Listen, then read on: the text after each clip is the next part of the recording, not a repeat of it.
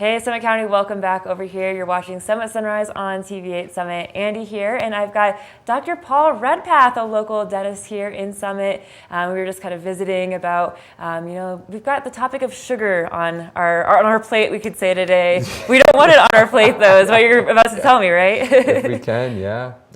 So the main thing is, why do people love sugar? Yeah. I mean, it's like, it really is a drug, like it's an addiction. People start when they're young, and I think it's equivalent to how cigarette companies were back in the 50s. They're targeting to children, basically, like Joe Camel, like you're cool if you're smoking. So if you look at the cereal aisle, you could see how much so that is the case with sugar now, because all of the cereal boxes have like caricatures on them, nice colorful things. It's very difficult for parents not to give in to like getting their kids a box that looks like that and it's chock full of sugar. That's like a bowl of sugar for the morning for kids, and it just gets them like kind of addicted to the sugar, and it becomes like a progressive process. But, and especially with breakfast, I mean, that's supposed to be our healthiest meal of the day, but yet sometimes cereal kind of masks it with, it's basically like candy in some instances. Yeah, and totally. that, I'm sure, kind of develops that habitual addiction, like you mentioned, where people just kind of, develop that sweet tooth. And you mentioned that it actually kind of ties in with the way your brain relates to that as well. Yeah, 100%. It is a physical addiction. So if you give a kid sugar or a group of kids sugar, you can see what it does to them, and they get all riled up. They get all drugged up basically, and it has a physical effect on the body and the mind, and the teeth obviously is a huge part of it. So tell me about how that plays into the effect on the teeth. I mean, I know sugar is a big culprit with cavities, right? Yeah, 100%. It's the most simple thing for bacteria to break down. So bacteria live in our mouth. They're actually part of our immune system. They help protect us against invading bacteria and things like that. But when we give them the wrong things, simple sugars, they can break that down very easily. And when bacteria break down sugar, they make an acid, and that acid dissolves our tooth structure, and that's what is a cavity, basically. Really? Yeah. So I guess my next question is, what do we do about that? How do we reduce our sugar intake, as well as how do we deal with when we do have to consume sugar? How do we keep those teeth protected? Yeah. So I mean, we always used to say like brush your teeth right after, but it's actually found that it's better not to brush your teeth for at least like 30 minutes. Okay.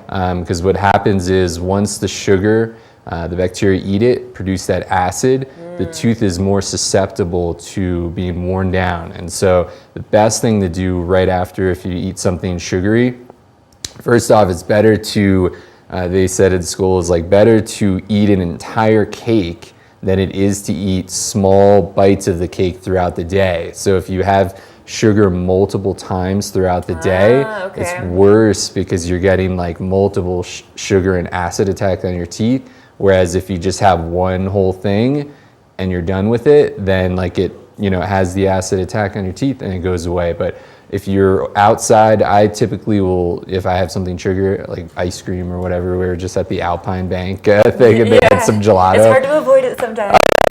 It's fine. And so afterwards, you just sort of swish with water. Swish with water, it'll get rid of some of the sugars that are on the teeth, and it'll just prevent them from sitting on there and being used by the bacteria to eat your teeth. And then, obviously, if brushing, flossing at nighttime, get off any excess plaque and buildup and stuff right before you go to bed. Most common cavities will form at night while we're sleeping. Our saliva levels drop, and just to protect us from drowning when we're sleeping. It's important. Yeah.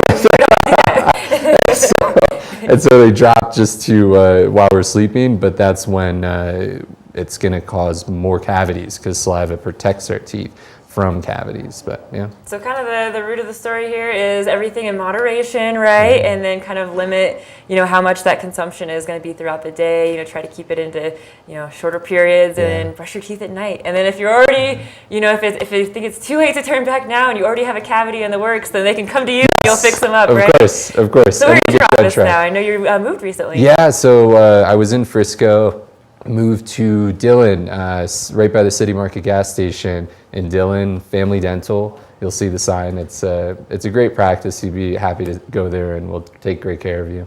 And my teeth are nice and clean from the last time I went Awesome. there. So, Yeah. so stop in. They've got a great staff over there. Dr. Redpath and his crew will get you set up and get you informed on how to properly take care of your teeth, and also some healthy reminders on how to limit your sugar intake. So stop on in over there and make an appointment.